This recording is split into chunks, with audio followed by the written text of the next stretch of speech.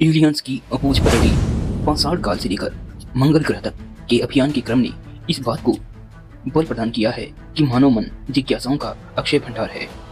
अंतरिक्ष से संबंधित प्रसंगों में यह जिज्ञासा और भी अधिक तीव्र हो जाती है। इन जिज्ञासाओं की एक पहचान इस प्रश्न में भी निहित है कि क्या दूसरे ग्रहों पर प्राणी रहते हैं।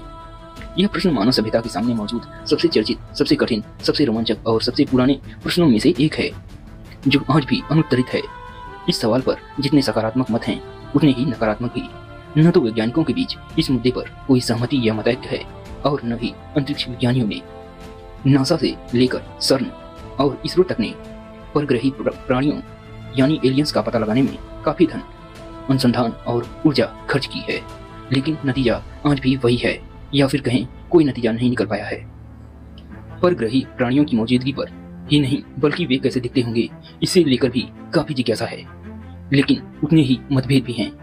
हॉलीवुड और भारतीय फिल्मों ने उन्हें कई रूपों में दिखाया गया है, जो काफी हद तक इंसान या जानवर जैसे अंगों और बनावट से युक्त होते हैं, जैसे मुंह, हाथ, पांव, सिर, आंखें, कान आदि। वे सुनते भी हैं और बोलते भी हैं, चलते फिरते भी हैं, भले ही तेज या धीमी रफ्तार से। कोई मिल गया और पीके जैसी हिंदी फिल्में, व यूएफओ, एलियंस और अटैक ऑफ द मार्शियंस जैसी हॉलीवुड फिल्में ऐसे परग्रही प्राणियों के बारे में जिज्ञासा को और तीव्र करती हैं। नक्षत्र विज्ञानी ऐसे रहस्यमय रेडियो संकेतकों को लेकर कई वर्षों से चिंतित हैं, जो अंतरिक्ष में किसी स्थान से उत्पन्न होते हैं और हम तक पहुंच रहे हैं। इन्हें फास्ट रेडियो बर्स्ट यानी FRB कहा जाता है। कुछ वैज्ञानिकों का दावा है कि ये संकेत किसी दूसरे ग्रह के प्राणियों यानी एलियंस द्वारा भेजे जा रहे हैं। ये संकेत जिस प्रकार के हैं, वैसे संकेत प्रकृति में अपने आप उत्पन्न नहीं हो सकते। सर्च फॉर एक्स्ट्राटेरेस्ट्रियल इंटेलिजेंस सेटी नामक संगठन ने इस संभावना का खंडन भी नहीं किया है कि ये किसी दूसरे ग्रह से आए हुए संकेत हो सकते हैं। कौन जाने किसी ग्रह पर रहने वाले प्राणी हम पृथ्वीवासियों से संपर्क करने की कोशिश कर रहे हों। प्रसिद्ध नक्षत्र भौतिक विज्ञानी स्टीफन हॉकिंस ने तो चेतावनी भी दे चुके हैं कि दूसरे ग्रहों से आने वाले किसी भी संकेत का जवाब देने की कोशिश हम इंसानों को नहीं करनी चाहिए। इस बात की कोई गारंटी नहीं है कि इस तरह का संपर्क हम पृथ्वीवासियों के लिए अच्छे परिणाम ही लेकर आएगा। इंसान ऐसे किसी भी संकेत को पाने के लिए लंबे समय से ललायत रहा है। एक रोमांचक किस्सा किसी अन्य ग्रह से आने वाले उसी संकेत का है, जो वाउ नाम से प्रसिद्ध है। 1960 के दशक में कई रेडियो दूरबीनों को इस काम के लिए तैनात किया गया था कि वे अन्य ग्रहों से आने वाले संभावित रेडियो संकेतकों को सुनने की कोशिश करें। वर्षों बीत गए, लेकिन ऐसा कोई संकेत नहीं आया। बहरहाल बताया जाता है कि अमेरिका के डेलावेयर में ओहियो स्टेट यूनिवर्सिटी की बिग ईयर रेडियो दूरबीन पर तैनात जेरी आर इमान ने 15 अगस्त 1977 को एक रेडियो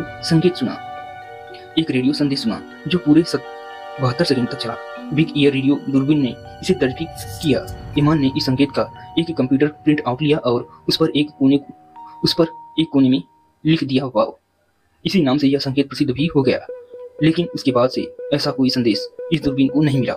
भारत निर्मित हिंदी फिल्म कोई मिल गया में दूसरे ग्रह के प्राणियों से रेडियो संपर्क किए जाने का जिक्र भी मिलता है। शायद इसकी प्रेरणा इस फिल्म के निर्देशक राकेश रोशन को इसी घटना से मिली हो। दूसरे ग्रहों के जीवों को धरती पर देखे जाने के दावे भी कई बार हुए हैं। इन परग्रही प्राणियों के वाहन की परिकल्पना हमारे अंतरिक्ष यानों से भिन्न गोलाकार रूप में की गई है, जिन्हें UFO या अनआइडेंटिफाइड फ्लाइंग ऑब्जेक्ट्स कहा जाता है। जहां हमारे विमान या वाहन नोकदार व आयताकार होते हैं, वहीं परग्रही प्राणियों के वाहन के रूप में उड़न तस्तरी की परिकल्पना की गई है, जिसमें प्रायः पंख नहीं होते। ऐसे वाहनों की आंतरिक इंजीनियरिंग बड़े कौतूहल का विषय है, क्योंकि वह उस एरोनॉटिकल साइंस पर आधारित नहीं दिखती जिसका इस्तेमाल हम पृथ्वी पर करते हैं। हालांकि पक्के तौर पर यह कहना मुश्किल है कि ऐसे वाहन होते ही हैं, लेकिन इसका खंडन भी नहीं किया जा सकता, क्योंकि अनेक लोगों ने अतीत में ऐसे वाहनों को अपनी आंखों से देखने का दावा किया है, और कुछ मामले में तो वायुसैनिक विमानों ने उनका पीछा भी किया है। ये दावे आधुनिक समाज तक सीमित नहीं है। 15वीं सदी में बनाई गई वर्जिन मेरी की एक तस्वीर द मैडोना विद सेंट जियोवानिनो में भी वर्जिन मेरी के चित्र की पृष्ठभूमि में एक उड़न तस्वीर चित्रित की गई है, जिसे एक व्यक्ति और उसका कुत्ता कौतूहल से देख रहे हैं। कुछ संस्कृत ग्रंथों और बाइबल तक में परग्रही प्राणियों का जिक्र मिलता है। अमेरिका में समय समय पर UFO को देखे जाने तथा उनका पीछा किए जाने की घटना और परग्रही प्राणियों से संपर्क करने के नासा के प्रयोगों पर रहस्य का आवरण पड़ा हुआ है। ऐसे बहुत सी सूचनाएं अमेरिकी सरकार की गोपनीय फाइलों में कैद हैं। इनमें से एक में स्वयं पूर्व राष्ट्रपति जिमी कार्टर का परग्रही जीवों को अनुभव करने का दावा शामिल है। एक अन्य पूर्व राष्ट्रपति बिल क्लिंटन भी इस मुद्दे पर बेबाक राय रखते हैं, जिनका मानना है कि ऐसे जीवों का अस्तित्व जरूर है। हालांकि दुनिया भर से होने वाली मांग के बावजूद अमेरिकी सरकार इन फाइलों को जाहिर करने के लिए तैयार नहीं है। अमेरिका के रवैये ने इस धारणा को बल दिया है कि इस मामले में कोई न कोई रहस्य जरूर है, जिसे छिपाने की अमेरिकी प्रशासन तत्पर दिखता है। शायद उसे आशंका हो कि इन प्राणियों की अस्तित्व की बात लोगों को धरती पर भविष्य की प्रति आशंकित कर देगी।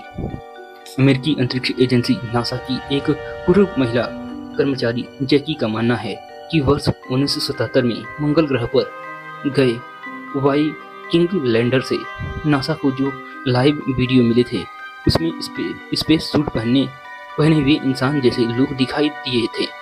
लेकिन नासा ने इन सूचनाओं को दबा दिया। जैकी का दावा है कि उसके अलावा 6 और लोगों ने यह वीडियो फुटेज देखा था। अगर कोई सामान्य व्यक्ति यूएफओ को देखने का दावा करे तो शायद हमें विश्वास न हो, लेकिन अगर इसी तरह का दावा कोई अंतरिक्ष यात्री करे तो उसे अनदेखा करने का कोई कारण नहीं बनता। अपोलो 11 में अंतरिक्ष यात्रा पर गए बज एल्ड्रिन ने कहा था कि उन्होंने एक यान को अपने अंतरिक्ष यान के साथ साथ उड़ते देखा था। तब उन्हें लगा था कि शायद यह उड़ान में अंतिम दौर में अंतरिक्ष यान से अलग होकर गिरने वाला हिस्सा है। लेकिन बाद में नासा के कंट्रोल रूम से बताया गया कि वह हिस्सा तो 6000 मील दूर पहुंच चुका है।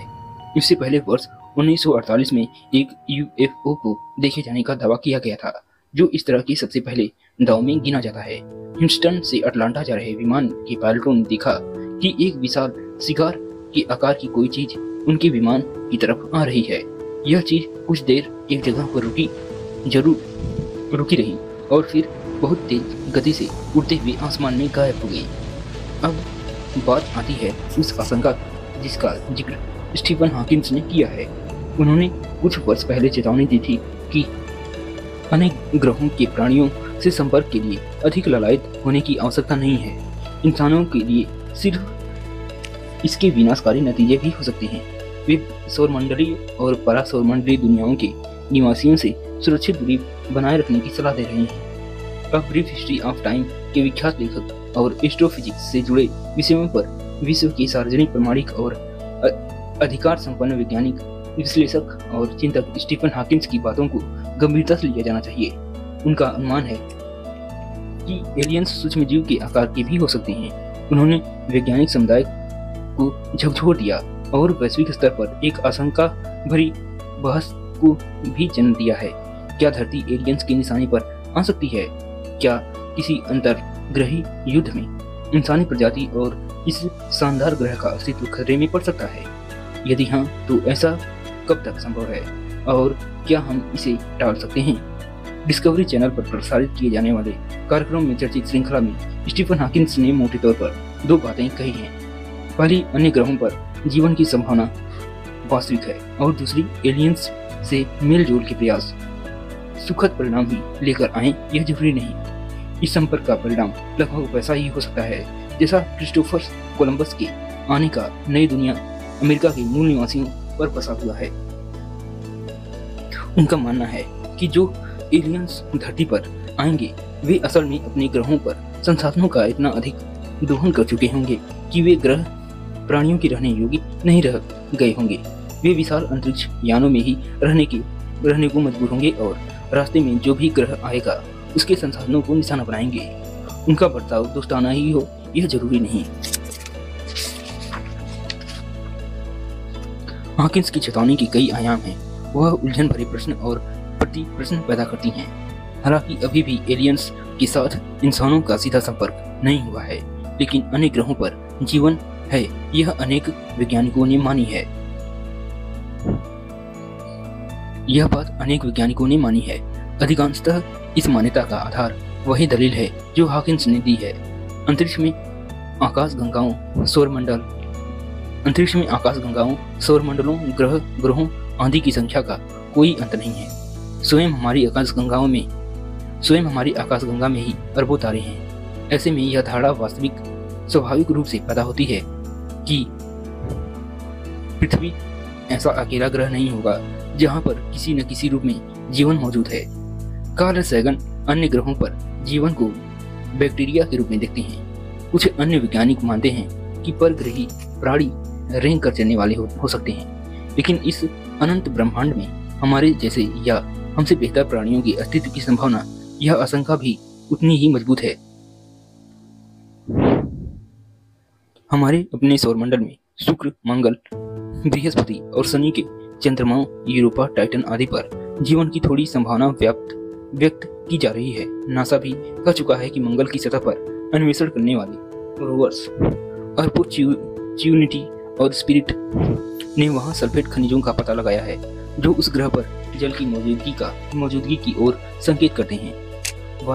स्वाभाविक है, इतने सारे ग्रहों के समूह में बुद्धिमान, सक्षम, सबल और वैज्ञानिक क्षमताओं वाले प्राणियों की मौजूदगी से युक्त ग्रहों की संख्या भी अच्छी खासी होगी।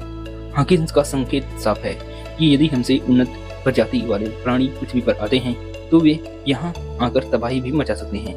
वे हमसे उसी तरह से पेश आ सकते हैं जैसे हम पशु पक्षियों और अन्य प्राणियों के साथ पेश आते हैं। उन्हें मारने में भी संकोच नहीं करते। दूसरी ओर बहुत से वैज्ञानिक इस बात से असहमत हैं। वे मानते हैं कि यदि किसी ग्रह पर कोई सभ्यता इतनी आधुनिक स्तर तक विकसित हो चुकी है तो वह विध्वंस किस्म की नहीं हो सकती। स्थायित्व के मौजूदा बिंदु तक पहुंचने के लिए उनसे संघर्ष का लंबा इतिहास झेला होगा। अब वह काफी हद तक लोकतांत्रिक और उदार हो चुकी होगी। सामान्य परिस्थितियों में विभिन्न सौरमंडलों के बीच हजारों प्रकाश वर्षों की दूरी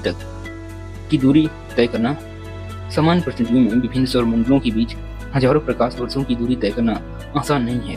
फिर बहुत बड़े समूह में अपने सारे संसाधनों और हथियारों के साथ हमारे ग्रह पर आना और उस पर आधिपत्य जमा लेना भी अव्यावहारिक प्रतीत होता है। यदि किसी ग्रह के प्राणी धरती की ओर कूच करते हैं तो वे ऐसा तभी कर सकते हैं जब उन्होंने हजारों साल पहले ही हमारे ग्रह के संसाधनों का अनुमान लगा लिया हो। यदि आज की धरती उन्हें लुभाती है तो फिर यहाँ तक पहुँचने में उन्हें भविष्य के हजारों या लाखों वर्ष लगेंगे। इस संदर्भ में search for extraterrestrial intelligence city नामक संगठन का उदाहरण महत्वपूर्ण है, जो 5 दशकों से अंतरिक्ष में संकेत भेजने और अन्य ग्रहों के संभावित प्राणियों के रेडियो संकेत प्राप्त करने की कोशिश में जुटा है।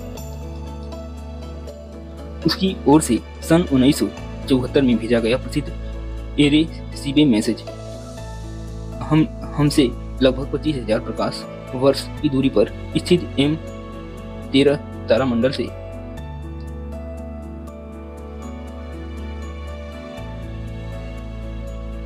उसकी ओर से सन 1974 में भेजा गया प्रसिद्ध एरेसीबे मैसेज हमसे लगभग 25,000 प्रकाश वर्ष की दूरी पर स्थित M13 तारामंडल को लक्ष्य बनाकर भेजा गया था, जो 25,000 वर्ष बाद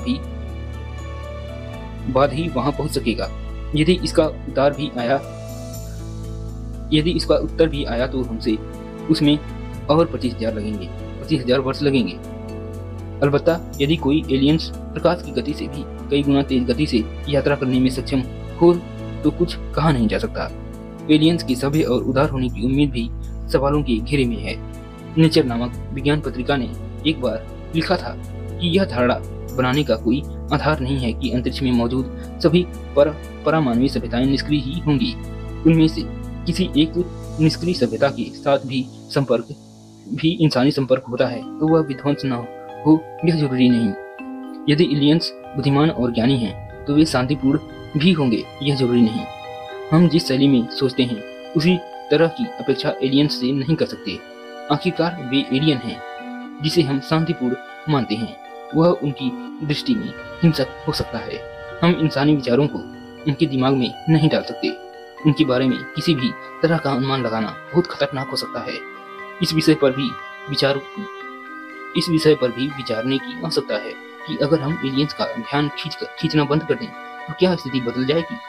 यदि वे विज्ञान और तकनीक की दृष्टि से बहुत आगे जा चुके हैं तो क्या वे पहले ही हमें खोज नहीं चुके होंगे?